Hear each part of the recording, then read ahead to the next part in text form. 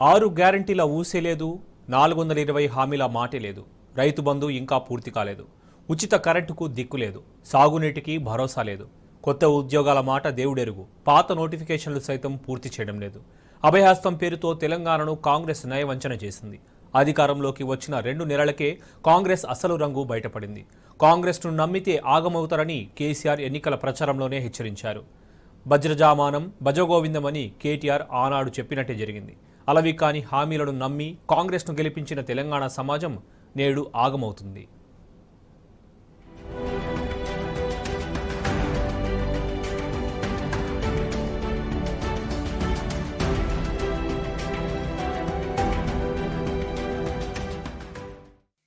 తెలంగాణలో కాంగ్రెస్ పార్టీ అధికారంలోకి వచ్చిన 50 రోజుల్లోనే దాని అసలు రంగు బయటపడింది. ఎన్నికల్లో ఇచ్చిన 420 హామీలు 6 గ్యారంటీల అమలుపై మాట మార్చుతుంది. రాష్ట్ర ఆర్థిక పరిస్థితిపై అవగాహన లేకుండానే తొండి వాగ్దానాలు ఇచ్చింది కాంగ్రెస్. అధికారంలోకి రావడమే లక్ష్యంగా రాష్ట్ర ప్రజల భావోద్వేగాలతో ఆడుకుంది. మార్పు కావాలి, కాంగ్రెస్ రావాలి అంటూ ప్రజలను నట్టేటా ముంచింది. అధికారంలోకి వచ్చిన క్షణం నుంచే 6 గ్యారంటీలను అమలు చేస్తామని నమ్మబలికి ఇప్పుడు గద్దెనెక్కిన తర్వాత మాట మార్చుతున్నారు సీఎం రేవంత్ రెడ్డి. నమ్మి నానబోస్తే పుచ్చి బుర్రలైనట్టు తయారైంది తెలంగాణ ప్రజల పరిస్థితి. కాంగ్రెస్ అబద్ధపు హామీలను నమ్మి ఓట్లేసిన ప్రజలు ఇప్పుడు లబోదిబోమంటున్నారు.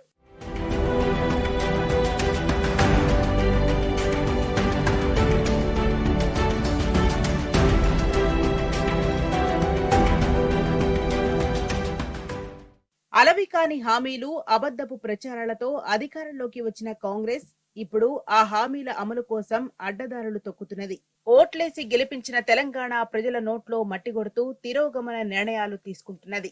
ప్రజాపాలన చేస్తాం, ఇందిరమ్మ రాజ్యం తెస్తామని చెప్పి గద్దెనెక్కిన హస్తం పార్టీ ఇప్పుడు ప్రజా వ్యతిరేక విధానాలను అమలు చేస్తోంది. 6 గ్యారంటీలను పక్కన పెడితే పౌర హక్కులను సైతం కాంగ్రెస్ సర్కార్ 2 నెలల్లోనే హరించింది. ప్రశ్నించే జర్నలిస్టులపై భౌతిక దాడులకు దిగుతున్నారు కాంగ్రెస్ నేతలు. ఎన్నికల్లో గెలిస్తే అధికారంలోకి వచ్చిన నాటి నుంచే హామీలు అమలు చేస్తామన్న కాంగ్రెస్ నేతలు ఇప్పుడు నాలుక మడతేస్తున్నారు. గజకర్ణ గోకర్ణ విద్యలతో CM Revanth Reddy and co ప్రజలను మభ్యపెట్టే ప్రయత్నాలు చేస్తున్నారు. 6 గ్యారంటీల అమలు వైఫల్యాల నుంచి రాష్ట్ర ప్రజల దృష్టిని మరల్చేందుకు టక్కుటమారా విద్యలు చేస్తోంది. ఎన్నికల్లో ప్రజలకు ఇచ్చిన హామీలను అమలు చేయటం, ప్రచారంలో వాగ్దానాలు చేసినంత ఈజీ కాదని కాంగ్రెస్ ప్రభుత్వానికి కేవలం 2 నెలల్లోనే అర్థమైంది. రాష్ట్రంలో లంకబిందెలు ఊడ్చేసుకుందాం అనుకున్న రేవంత్ రెడ్డి సర్కార్కు పరిపాలన కత్తి మీద సాములా మారింది.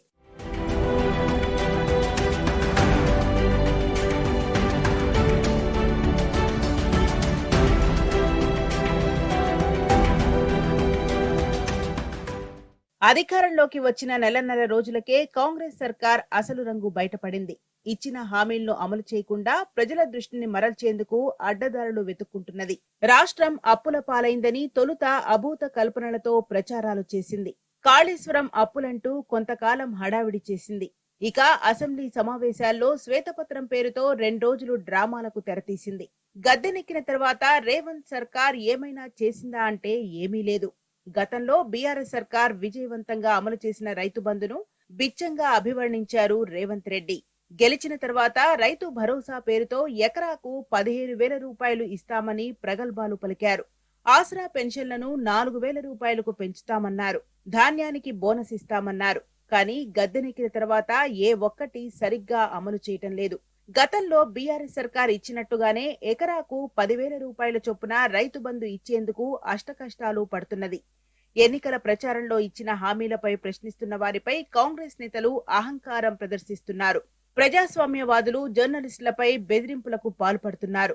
ఏకంగా ప్రభుత్వ కార్యక్రమాల్లోనే ప్రతిపక్ష నేతలను బూతులు తిడుతున్నారు. విపక్షాలపై భౌతిక దాడులకు దిగుతున్నారు. అధికార పార్టీ కార్యక్రమాల్లో స్టేజీపైనే సొంత పార్టీ నేతలపై మంత్రులు భౌతిక దాడులు చేస్తున్నారు. ఏరికోరి తెచ్చుకున్న ప్రభుత్వం కదా, అనుభవించక తప్పదని కాంగ్రెస్ క్యాడర్ నిరాశలో కూరుకుపోయింది.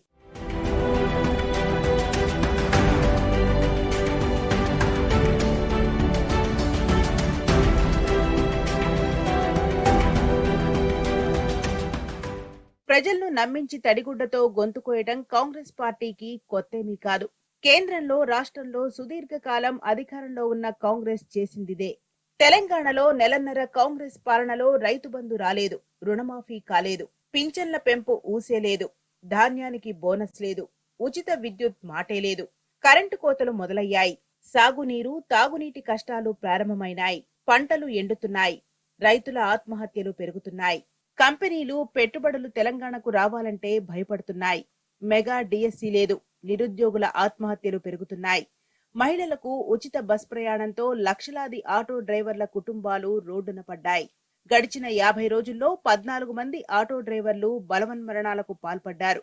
కరోనా సమయంలో వారియర్లుగా పనిచేసిన నర్సులు రోడ్డున పడ్డారు. ఉద్యోగాల భర్తీలో తమకు ప్రాధాన్యత ఇవ్వాలన్న పాపానికి రేవంత్ సర్కార్ వారిని రోడ్డు కీర్చింది. తమ ప్రాణాలకు తెగించి ప్రజల కోసం పనిచేసిన స్టాఫ్ నర్సులను ఆరోగ్య శాఖ మంత్రి దామోదర రాజనరసింహ దారుణంగా అవమానించారు.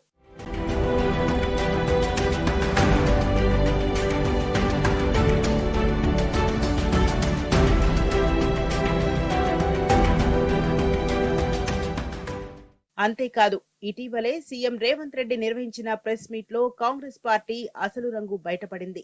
ఎన్నికల్లో కాంగ్రెస్ ఇచ్చిన హామీలు అమలు చేయటం సాధ్యం కాదని పరోక్షంగా ఒప్పుకున్నారు. అసెంబ్లీ ఎన్నికల్లో ఇచ్చిన హామీలకు పార్లమెంట్ ఎన్నికలకు ముడిపెట్టి ప్రజలను బ్లాక్ మెయిల్ చేస్తున్నారు. వచ్చే లోక్సభ ఎన్నికల్లో 17కు 17 స్థానాల్లో కాంగ్రెస్ ను గెలిపిస్తేనే హామీల అమలు సాధ్యమని చెప్పారు.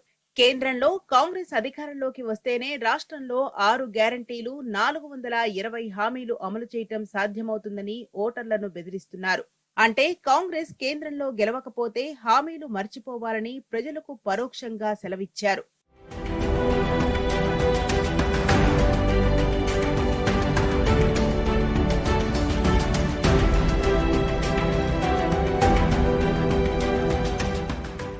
అటు కాంగ్రెస్ మంత్రులు సైతం తమ అధినాయకుడు రేవంత్ రెడ్డి బాటలోనే నడుస్తున్నారు. మంత్రి సీతక్క సైతం ఇటీవల ఆదిలాబాద్ జిల్లా అభివృద్ధిపై జరిపిన రివ్యూ మీటింగ్ లో పార్టీ శ్రేణులను బ్లాక్ మెయిల్ చేసేలా మాట్లాడారు. ఇంద్రవెల్లిలో సీఎం రేవంత్ రెడ్డి పార్లమెంట్ ఎన్నికల ప్రచార సభకు ఎవరైతే ఎక్కువ జనసమీకరణ చేస్తారో వారికే ఎక్కువ నిధులు విడుదల చేస్తామంటూ హెచ్చరించారు. కాంగ్రెస్ నేతల దిగజారుడు వ్యాఖ్యలపై జనం ఆగ్రహం వ్యక్తం చేస్తున్నారు. రేవంత్ రెడ్డి మంత్రివర్గంలోని మంత్రులంతా సమన్వయం లేకుండా నోటికొచ్చినట్టుగా స్టేట్మెంట్లు ఇస్తూ ప్రజలను గందరగోళంలో పడేస్తున్నారు. అదానీ పెట్టుబడులపై సీఎం రేవంత్ రెడ్డి ఒక మాట మాట్లాడితే డిప్యూటీ సీఎం భట్టి అందుకు భిన్నంగా మాట్లాడారు. రాష్ట్రంలో అదానీకి సీఎం రేవంత్ రెడ్డి కార్పెట్ పరిస్తే అదానీ దేశ సంపదను దోచుకుంటున్నారని భట్టి వ్యతిరేకిస్తారు. అసలు రాష్ట్రంలో భారీ పెట్టుబడులతో ప్రజలకు నిరుద్యోగులకు ఉపయోగం లేదని సెలవిచ్చారు ఉప ముఖ్యమంత్రి గారు. నిరుద్యోగులందరికీ ఉద్యోగాలు ఇవ్వడం సాధ్యం కాదని, జాబ్ మేళాలను యువకులు ఉపయోగించుకోవాలని మరో మంత్రి సెలవిచ్చారు. ఇంకొక మంత్రి గారైతే ఏకంగా తమకు రైతుల కంటే కాంట్రాక్టర్లే ముఖ్యమని కాంగ్రెస్ బుద్ధిని బయటపెట్టారు. అవసరమైతే రైతు బంధు నిధులు ఆపి కాంట్రాక్టర్లకు బిల్లులు చెల్లిస్తామని చెప్పారు.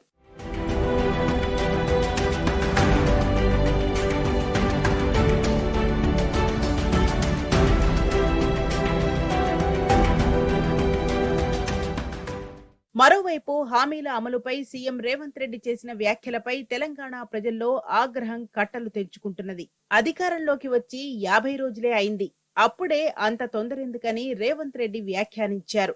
100 రోజుల్లో 6 గ్యారంటీలు అమలు చేస్తామని చెప్పిన రేవంత్ రెడ్డి ఇప్పుడు తమకింకా ఏడాది సమయం ఉందని వ్యాఖ్యానించారు.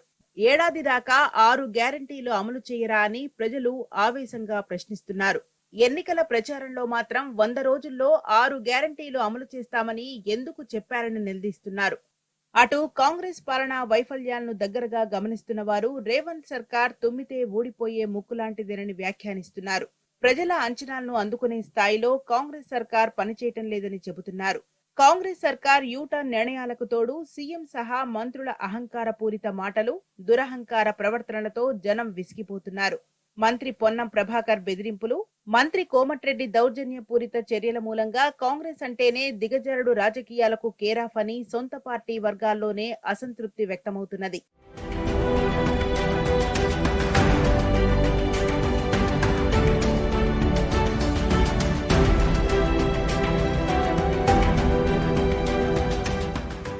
ఎన్నికల ప్రచారంలో ఇచ్చిన హామీల అమలు నుంచి ప్రజల దృష్టిని మరల్చేందుకు కాంగ్రెస్ సర్కార్ పీఆర్ స్టెంట్స్ ను నమ్ముకున్నది.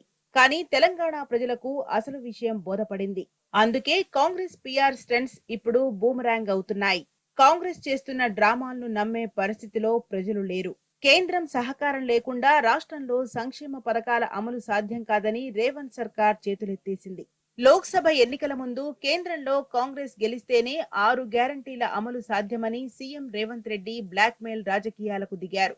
వచ్చే పార్లమెంట్ ఎన్నికల్లో కాంగ్రెస్ ను గెలిపిస్తేనే హామీలు అమలు చేస్తామని పరోక్షంగా ప్రజలను హెచ్చరిస్తున్నారు. మరి 10 ఏళ్లుగా కేంద్రంలో మోడీ సర్కార్ తెలంగాణకు ఇచ్చిందేమీ లేదు. అలాంటప్పుడు 10 ఏళ్లుగా తెలంగాణ తొలి సీఎం కేసీఆర్ అనేక సంక్షేమ పథకాలు అమలు చేశారు. దేశం అబ్బురపడే రీతిలో తెలంగాణను అభివృద్ధి పదంలో నడిపారు. రైతాంగానికి 24 గంటల నాణ్యమైన ఉచిత కరెంటు, రైతు బంధు, రైతు బీమా వంటి అద్భుత పథకాలు అమలు చేశారు. అంతర్జాతీయ సంస్థల పెట్టుబడులు వెల్లువెత్తేలా రాష్ట్రంలో మౌలిక వస్తువులు కల్పించారు. తెలంగాణ జీడీపీని, జీఎస్డీపీని గణనీయంగా పెంచారు. రాష్ట్ర ప్రజల ఆదాయం పెంచారు. దేశంలో అన్ని రంగాల్లో తెలంగాణను అగ్రభాగాన నిలిపారు. గత బీఆర్ఎస్ ప్రభుత్వ హయాంలో తెలంగాణ ఎన్నో రంగాల్లో అవార్డులు సాధించింది. మరి ఇదంతా కేంద్రంలో మోడీ సర్కార్ సాయం చేయకున్నా కేసీఆర్ ఎలా సాధించారని ప్రజలు చర్చించుకుంటున్నారు. ఇప్పుడు రేవంత్ రెడ్డి మాత్రం 6 గ్యారంటీలకు 420 హామీల అమలుకు పార్లమెంట్ ఎన్నికలకు ముడిపెట్టడంపై తెలంగాణ సమాజం ఆగ్రహం వ్యక్తం చేస్తున్నది.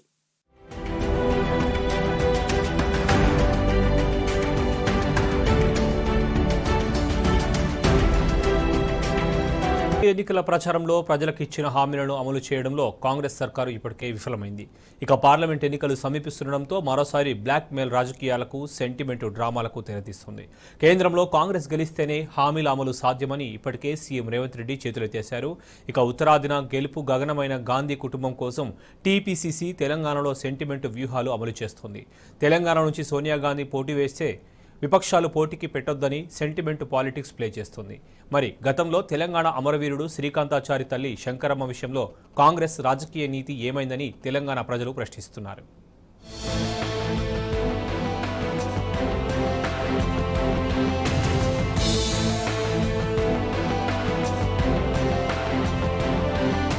తెలంగాణలో కాంగ్రెస్ అధికారంలోకి వచ్చిన తర్వాత రైతులను, నిరుద్యోగులను తీవ్రంగా వంచింది. రైతు భరోసా, రుణమాఫీ, ఉచిత విద్యుత్ పేరుతో రైతులను గారడి చేసింది. రైతులకు 24 గంటల కరెంట్ ఇస్తామని చెప్పి రైతు భరోసా కింద ఎకరానికి 15,000 రూపాయలు ఇస్తామని, అధికారంలోకి వచ్చిన వెంటనే డిసెంబర్ 9న 2 లక్షల రుణమాఫీ చేస్తామని చెప్పి ఇప్పుడు చేతులెత్తేసింది. కాంగ్రెస్ గెలిచిన తర్వాత తెలంగాణలో రైతుల పరిస్థితి ఆగమాగమైంది. నెలన్నర రోజుల్లోనే రాష్ట్రంలో విద్యుత్ కోతలు మొదలయ్యాయి. రాష్ట్ర వ్యాప్తంగా చాలా చోట్ల అప్రకటిత విద్యుత్ కోతలు కొనసాగుతున్నాయి. కరెంటు ఎప్పుడొస్తుందో, ఎప్పుడు పోతుందో తెలియని అయోమయంలో రైతులు ఇబ్బందులు పడుతున్నారు. కరెంటు కోసం రేయింబవళ్లు ఎదురుచూస్తున్న రైతులకు ఉమ్మడి రాష్ట్రంలోని చీకటి రోజులు గుర్తొస్తున్నాయి. నల్గొండ, వరంగల్, కరీంనగర్ ఉమ్మడి జిల్లాల్లో కరెంటు కోతల మూలంగా పంటలు ఎండిపోతున్నాయి. రిజర్వాయర్లలో సరిపోను నీళ్లున్నా యాసంగి సాగుకు సరిపోను నీళ్లు ఇవ్వడం లేదు కాంగ్రెస్ సర్కార్. ఇక రైతు బంధు పథకం కింద ఇవ్వాల్సిన పెట్టుబడి సాయం ఇప్పటికీ పూర్తి కాలేదు. రైతు భరోసాకు దిక్కులేదు. పంటలకు అప్పులు తెచ్చి వ్యవసాయం చేసిన రైతులు ఇప్పుడు కరెంటు కోతలతో, సాగునీటి కొరతతో లబోదిబోమంటున్నారు. గత బీఆర్ఎస్ పాలనలో 10 ఏళ్లలో తగ్గిన రైతు ఆత్మహత్యలు మళ్లీ కాంగ్రెస్ వచ్చిన తర్వాత పెరుగుతున్నాయి.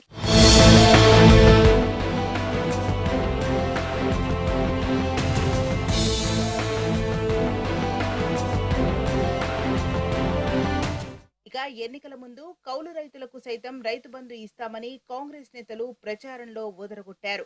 కానీ గెలిచిన తర్వాత కౌలు రైతుల ఊసే ఎత్తడం లేదు. అసలు కౌలు రైతుల కష్టాలు పట్టించుకున్న నాదుడే కాంగ్రెస్ పార్టీలో కరువయ్యారు. ఓట్ల కోసం రేవంత్ రెడ్డి గుప్పించిన కౌలు రైతుల హామీలు కాగితాలకే పరిమితమైనాయి. ఇప్పటికే ఒక పంటకాలం నష్టపోయిన కౌలు రైతుల గురించి కాంగ్రెస్ ఇప్పటి వరకు ఎటువంటి విధానపరమైన నిర్ణయం తీసుకోలేదు. కౌలు రైతుల గుర్తింపు కోసం ఎలాంటి ప్రతిపాదనలు సిద్ధం చేయలేదు. అసలు కాంగ్రెస్ ఓట్ల రాజకీయ మూలంగా కౌలు రైతులకు సాగు చేయటానికి భూమి కూడా దొరకడం లేదు. భూమి ఉన్నవారికి కాకుండా సాగు చేసే వారికే రైతు భరోసా ఇస్తామని చెప్పడం కౌలు రైతుల పాలిట శాపంగా మారింది. కాంగ్రెస్ నేతల ప్రకటనల మూలంగా ఇప్పుడు కౌలు రైతులకు భూమి ఇవ్వడానికి యజమానులు ముందుకు రావడం లేదు. ఫలితంగా రాష్ట్రంలో దాదాపు 44 లక్షల మంది కౌలు రైతులు రోడ్డున పడ్డారు. తెలంగాణలో కౌలు రైతుల పరిస్థితి రెంటికి చెడ్డ రేవడిలా తయారైంది.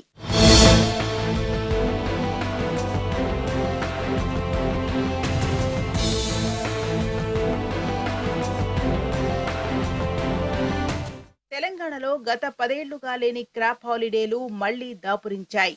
కరెంటు కోతలు, సాగునీటి సమస్యల మూలంగా చాలా ప్రాంతాల్లో అధికారులు క్రాప్ హాలిడేలు ప్రకటించారు. ప్రాజెక్టుల్లో సాగునీరు ఉన్నప్పటికీ సమన్వయ లోపంతో కాంగ్రెస్ సర్కార్ సాగునీరు ఇవ్వడంలో విఫలమైంది. సాగర్ ఆయకట్టుతో పాటు వరంగల్, కరీంనగర్, మహబూబ్ నగర్, రంగారెడ్డి జిల్లాల్లో క్రాప్ హాలిడేలు ప్రకటించారు. ఇతర ప్రాంతాల్లో సైతం కరెంటు రాక, కాలువల ద్వారా నీరు అందక రైతులు యాసంగి సాగుకు దూరమయ్యారు. గతంలో ఆకుపచ్చటి పంటలతో కనిపించిన భూములు ఇప్పుడు బీడు భూములైనాయి. కాంగ్రెస్ సర్కార్ వచ్చిన తర్వాత తెలంగాణలోని సారవంతమైన నేలల్లో మళ్లీ దుమ్మురేగుతున్నది. ఉమ్మడి రాష్ట్రంలోని గడ్డు పరిస్థితులు మళ్లీ దాపురించాయి.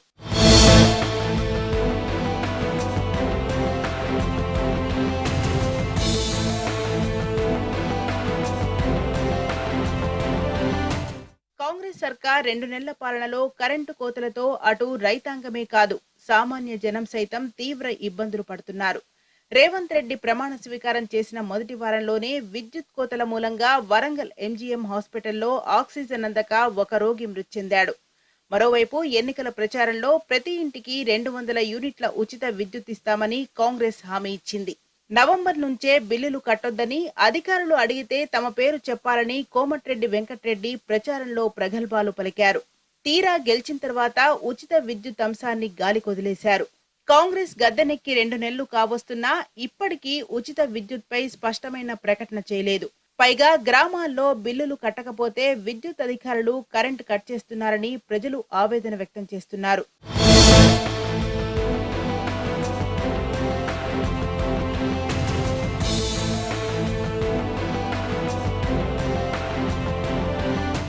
తెలంగాణ రాష్ట్రంలో కాంగ్రెస్ నిరుద్యోగులను సైతం మోసం చేసింది. అధికారంలోకి వస్తే మెగా డిఎస్సి వేస్తామని హామీ ఇచ్చింది. యువ డిక్లరేషన్ లో భాగంగా నిరుద్యోగ క్యాలెండర్ ను సైతం ప్రకటించింది.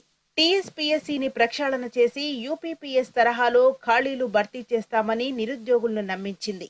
2 లక్షల ఉద్యోగాలు భర్తీ చేస్తామని ప్రామిస్ ఇచ్చింది. ఉద్యోగాలు భర్తీ చేసే వరకు నిరుద్యోగ భృతి ఇస్తామని మేనిఫెస్టోలో పెట్టింది. ఎన్నికల ప్రచారంలో భాగంగా సాక్షాత్తు ప్రియాంక గాంధీ స్వహస్తాలతో యువ డిక్లరేషన్ ను విడుదల చేసింది. కాంగ్రెస్ ఆర్భాటమంతా ప్రచారాలకే పరిమితమైంది. గద్దెనెక్కిన తర్వాత రేవంత్ సర్కార్ నిరుద్యోగుల నోట్లో మట్టి కొట్టింది. మొదటి కేబినెట్ లోనే మెగా డిఎస్సిపై నిర్ణయం తీసుకుంటామన్న కాంగ్రెస్ గెలిచిన తర్వాత హామీలను గాలికొదిలేసింది. ఇప్పటి వరకు డిఎస్సిపై ఎటువంటి విధానపరమైన నిర్ణయం తీసుకోలేదు. ఉద్యోగాల భర్తీపై కాలయాపన చేస్తూ నిరుద్యోగుల ఆత్మహత్యలకు కారణమవుతున్నది కాంగ్రెస్. నిరుద్యోగులందరికీ ప్రభుత్వ ఉద్యోగాలు ఇవ్వడం సాధ్యం కాదని మంత్రులు చావు కబురు చల్లగా చెప్పారు. అందుకే నిరుద్యోగులంతా ప్రైవేట్ జాబ్ మేళాను అవకాశంగా మలుచుకోవాలని మంత్రి కోమటిరెడ్డి సలహాలిస్తున్నారు.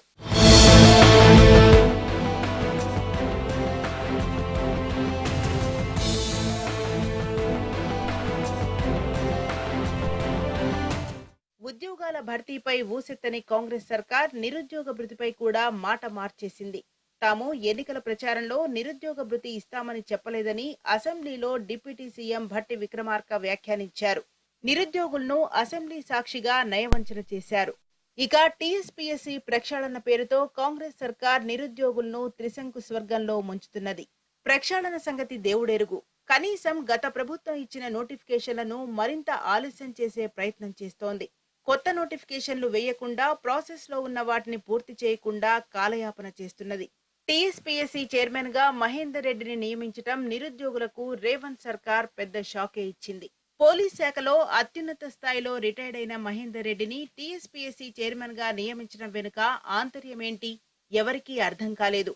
కేవలం 7 నెలల పదవీకాలం మాత్రమే ఉన్న మహేందర్ రెడ్డిని టీఎస్పీఎస్సీ చైర్మన్ చేయటం వెనుక ప్రభుత్వ వ్యూహమేంటి?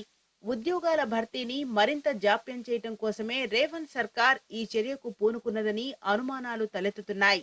మరోవైపు ఫిబ్రవరిలో పార్లమెంట్ షెడ్యూల్ వస్తే 4 నెలల దాకా చేయగలిగిందేమీ లేదు. ఎన్నికల కోడ్ మూలంగా కొత్త నోటిఫికేషన్లు ఇచ్చే అవకాశమే లేదు. ఆ తర్వాత 2 నెలలకే చైర్మన్ గా మహేందర్ రెడ్డి పదవీకాలం ముగుస్తుంది. ఇక నోటిఫికేషన్లు ఎక్కడివి? ఉద్యోగాలెక్కడివి? మళ్ళీ కొత్త చైర్మన్ నియమించిన తర్వాత అప్పుడు నోటిఫికేషన్లు ఇస్తారా? మళ్ళీ ఏదైనా సాకుతో మరింత ఆలస్యం చేస్తారా అనేది $1,000,000 క్వశ్చన్.